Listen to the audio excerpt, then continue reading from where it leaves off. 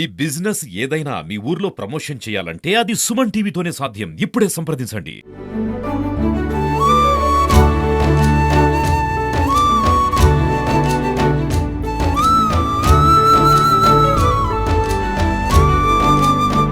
ప్రస్తుతం పిఠాపురం నియోజకవర్గంలో ఉన్నాము.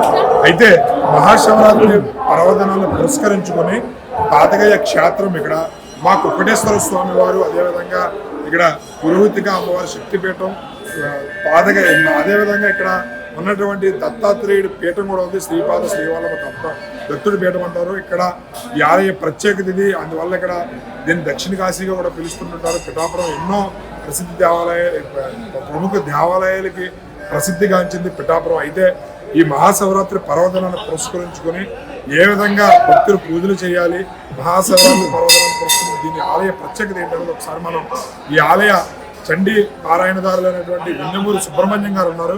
వెన్నెమూరు సుబ్రహ్మణ్యం గారిని అడిగి మనం తెలుసుకునే ప్రయత్నం చేద్దాం. సార్ నమస్తే సుబ్రహ్మణ్యం గారు. ఆలయ ప్రత్యేకత ఏంటి, మహాశివరాత్రి పర్వదినాన్ని భక్తులు ఏ విధంగా స్వామివారిని దర్శించుకుంటే మంచిదనేది ఒకసారి తెలియజేయగలరా? ప్రతిపత్తరే జగతః పితరో వందే పార్వతీ పరమేశ్వరౌ. రాజరాజేశ్వరి సమేత ఉమా కుక్కుటేశ్వర స్వామి వారి దేవస్థానం, పారగయా క్షేత్రం, కాకినాడ జిల్లా. పారగయా క్షేత్రాలు పరమ పవిత్రమైన క్షేత్రం పారగయా క్షేత్రంగా విరాజిల్లుతోంది. ఇక్కడ శ్రీ స్వామివారి కుక్కుటేశ్వర స్వయంభూగా వెలిసి ఉన్నారు. గయాసురుని ఒక రాక్షసుడు అనేక యజ్ఞయాగాలు కర్తూలన్నీ కూడా ఆచరించి తన శరీరం పవిత్రంగా ఉండేలా వ్రతం పొందడము, ఆ వరం పొందడము. అందుచేత ఆయన శరీరం చాలా పవిత్రమైన దేహం. అయితే ఆయన కనుసరుడు ఎక్కడా కూడా యజ్ఞం జరగకుండా ధ్వంసం చేస్తూ ఉంటే ఆవిర్భాగాల దేవతలకు వెళ్ళక, ఎక్కడా కూడా వర్షాధారం లేక ప్రపంచమంతా కూడా కరువుతూ నుండి ఉన్న సమయంలో దేవతలు విష్ణుమూర్తిని ప్రార్థించి గయాసును సంహరించవలసిందిగా ప్రార్థిస్తే బ్రహ్మ విష్ణు మహేశ్వరులు ముగ్గురు బ్రాహ్మణ వేషం ధరించి ఆయన దగ్గరికి వెళ్ళి లోక కళ్యాణార్థం యజ్ఞం చేస్తామయ్యా, నీ శరీరం భూదేవి కంటే చాలా పవిత్రమైన దేహము, కాబట్టి నీ శరీరంలో యజ్ఞం చేస్తే మంచి ఫలితం కలుగుతుందని చెప్పి ఆయన ప్రార్థించగా ఆయనకు అంగీకరించి తన శరీరాన్ని పెంచి వారికి ఇవ్వగానే హృదయం మీద హోమగుండం పేర్చి 7 రోజులు యజ్ఞం చేస్తామయ్యా, 7 రోజులు కూడా కదలకూడదు, కదిలితే యజ్ఞం ఆగిపోతుంది, అలా జరిగితే నేను సంహరిస్తాం. ప్రతిరోజు కూడా తెల్లవారుజామున కోడి కూస్తూ ఉంటుంది, అలా లెక్క పెట్టుకుని 7 రోజులు అయితే లేవాలి అని చెప్పి ఆయన చెప్పగానే దానికి ఆయన అంగీకరించి ప్రతినిత్యము కూడా కోడిపోతూ వింటూ ఉంటారు.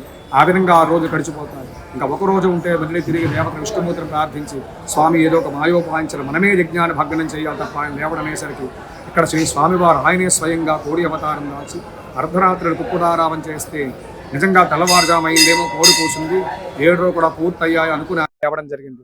దాని కారణంగా యజ్ఞం ఆగిపోతే ఆయన సంహరిస్తే ఆయన శరీర భాగాలు 3 భాగాలు చేయడం జరిగింది.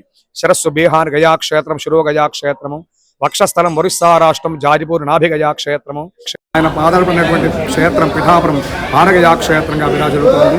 ఇక్కడ శ్రీ స్వామివారి గయాసుర సంహరణార్థం అర్ధరాత్రి వేళ కుక్కుడారావం చేసి కోడి రూపంలో, లింగ రూపంలో లోపల స్వైపంలో లోపడం జరిగింది. కోడి కుక్కుడం అంటారు కాబట్టి స్వామివారి కుక్కుటేశ్వర స్వామిగా విరాజిల్లుతూ ఉన్నారు. అయితే స్వామివారి నైరుతి దిగ్భాగంలో దత్తాత్రేయ స్వామి కూడా స్వయంభూగా వెలిసి ఉన్నారు. స్వామివారి ఉత్తర దిగ్భాగంలో అష్టాదశ శక్తి పీఠాల్లో పరోశక్తి పీఠము, అమ్మవారు పురోహూతిగాదేవి, అమ్మవారికి పీఠ భాగం ప్రణించేది ఈ క్షేత్రానికి పీఠికాపుర క్షేత్రంగా విరాజిల్లుతోంది. అమ్మవారి పేరు శ్రీ పురోహూతిక అమ్మవారు. అయితే ప్రతి సంవత్సరము కూడా స్వామివారి వార్షిక కళ్యాణ మహోత్సవాలన్నీ కూడా జరుగుతూ ఉంటాయి. అందులో భాగంగా శ్రీ స్వామివారి కళ్యాణ మహోత్సవాలు ఈ నెల 24వ తేదీ నుంచి 28వ తేదీ వరకు కూడా జరుగుతున్నాయి. అయితే 24వ తేదీ ఉదయం అంకురార్పణ కార్యక్రమము, ప్రదోషకాలం స్వామివారి కళ్యాణ మహోత్సవము, ఆ మరునాడు మంగళవారం స్వామివారికి అభిషేకము, బుధవారం అంటే మంగళవారం రాత్రి అర్ధరాత్రి నుంచి కూడా స్వామివారి మహాశివరాత్రి సందర్భంగా స్వామివారి నిజరూప దర్శనం అన్నీ కూడా జరుగుతాయి. బుధవారం 4 గంటలకు సాయంత్రం సదస్య మహరాశీర్వచనము, అదేవిధంగా రాత్రి లింగోద్భవ కాల అభిషేకంలో జరుగుతాయి. ఆ మరునాడు గురువారం నాడు స్వామివారి రథోత్సవ కార్యక్రమం మధ్యాహ్నం 2 గంటలకు ప్రారంభమవుతుంది. ఆ మరునాడు త్రిశూర స్నానము, శ్రీపుష్పోత్సవము, అదేవిధంగా తెప్పోత్సవ కార్యక్రమాలు కూడా జరుగుతాయి. అభిషేక ప్రియ శుభ అంటారు. అభిషేకం చేస్తే పరమశివుడు చాలా సంతుష్టవుతాట. అందుచేత భక్తులు 50 మంది కూడా వచ్చి శ్రీ స్వామివారికి ప్రీతిగా ఇక్కడ ఆ రోజున కాశీ విశ్వేశ్వర స్వామివారికి అభిషేకాలు జరుగుతాయి కాబట్టి అందరూ కూడా ఆ స్వామివారి అభిషేకం చేయించుకుని స్వామివారి కృపకు పాత్రలు కావాల్సిందిగా కోరుతున్నా. మధ్యాహ్నం మాత్రమే కుక్కుటేశ్వర స్వామివారికి అభిషేకాలు జరుగుతాయి. కావున భక్తులు 50 మంది వచ్చి స్వామివారి దర్శనం చేసుకుని స్వామివారికి కృపకు పాత్రలు కావాల్సిందిగా కోరుతున్నాం. రైట్, చూసారు కదా, చాలా చక్కగా వివరించారు మన వెన్నెమూరి సుబ్రహ్మణ్యం గారు. మన ఆలయ ప్రత్యేకత అంటే ఈ కుక్కటేశ్వర స్వామి దేవస్థానం పేరు ఎలా వచ్చింది, అదే విధంగా ఇక్కడ పాతగాయ అనే పేరు రావడానికి కారణం ఏంటి, ఇక్కడ శక్తిపీఠం పురోహితిగా అమ్మవారు వేంచేసి ఉండడం గురించి కూడా చాలా చక్కగా వివరించారు. మహాశివరాత్రి పర్వదినాన్ని పురస్కరించుకుని 24వ తారీఖు నుంచి కూడా స్వామివారికి కళ్యాణ మహోత్సవాలు ఘనంగా నిర్వహించడం జరుగుతుందని చెప్పి కూడా తెలియజేయడం జరిగింది. కెమెరామెన్ అశోక్ తో శ్రీనివాస్, సుమన్ టీవీ.